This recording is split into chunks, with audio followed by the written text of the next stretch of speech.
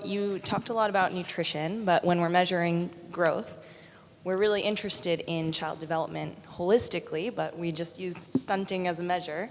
And I was wondering, because it is such a powerful platform to focus on early childhood development in preschools, what else was going on in the preschools that could also benefit child development? Was there some kind of programming or stimulation? Thank you. What was going on in these both treatment groups essentially got the basic program that the government was providing was really hinging on two components, really geared around childcare and let's say child stimulation. So basically the preschools run by these volunteers essentially had basic training to provide basic childcare services, but also basic stimulation. And the whole idea was to also train through these preschools parents in terms of better parenting practices. So that was the basic control group that both treatment groups got.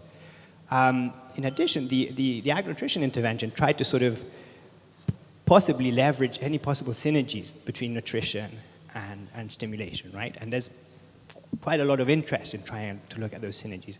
And what we found when we were looking at indices of parental stimulation after 1 year, there were very little differences between two groups. But funnily enough, after 2 years, when we went back to measure them, the group with the nutrition and agriculture intervention actually had higher parenting scores for a whole range of sub-indices, but also in the aggregate. So it is a really under-researched area, but there's definitely a lot of potential to try and unpack that a little bit more. Did you ask the families that did expand the commercial side of their chickens what they spent their money on? That's the first question. The second is, I wonder if any of the panel or anyone else in the hall is aware of a similar difficulty of maintaining a self-sustaining type of nutritional activity in this way. Or, as we found in smallholder aquaculture, you quite quickly move towards a small commercially orientated system, or people tend to give up. I just wonder how common a phenomenon that is. I was curious about the radio programs. I was thinking, well, 50 episodes about sweet potatoes. What kind of information would be shared? What new things would I learn about sweet potatoes after all that time? So yes, we did look at what the earnings were and what that money was used for. It didn't make it into the presentation because 8 minutes is quite short, but the number one use of the money was for food. So that does give us some suggestive evidence that this is a viable pathway towards improving nutrition. Obviously, from an economic standpoint, it's very difficult to actually show that because you have a lot of substitution of income and substitution of time that comes with this, so it's hard to directly show that input. But it was mostly used on food, primarily fish and vegetables, but also oil and sugar. So in Senegal, particularly among adults, there is a problem with overweight and obesity. One can argue a bit about which way the nutritional impact is going there, and we didn't really have the depth of data to be able to answer that question.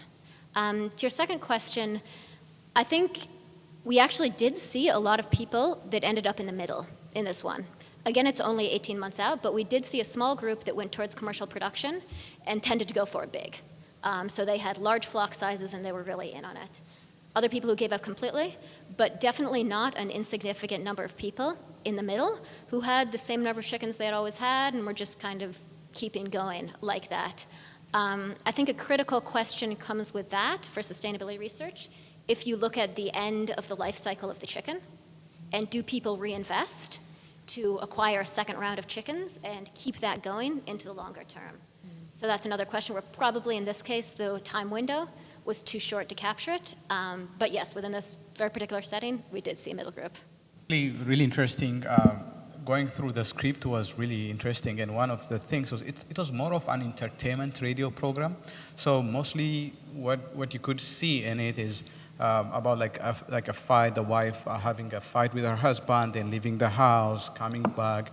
But in each, and I mean I cannot say all the 55 episodes, but now and then there are episodes that mention the wife wants to start cropping orange sweet potato, then the husband resists. And in between, they discuss about the benefits, like why orange sweet potato, it might make my kids not strong enough or something. Then she explains that. Then she meets a health officer. Then she learns something. So through those dialogues, there are different kinds of messages on the benefits of orange sweet potato, agronomic practices such as like how you fight disease. Some of them might not be specific to orange sweet potatoes, but those were the ones. And as well as if they benefit out of selling that one and creating market. These were the main ones that were included. But the intensity was one of the things. Of course, if it is fully orange sweet potato, it would be boring. Nobody would listen to it.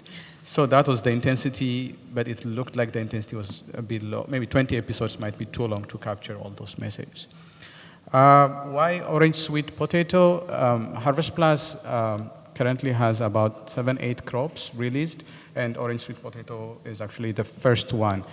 And that is what we do have in Uganda. So, I mean, I might have to go through the Harvest Plus presentation. So, but like to make it short, and the development and delivery of biofortified crops initially started with orange sweet potato. And the whole purpose of the radio program was to promote that one. And what we did was we were evaluating the impact of that radio program. That's why orange sweet potato. Thank you.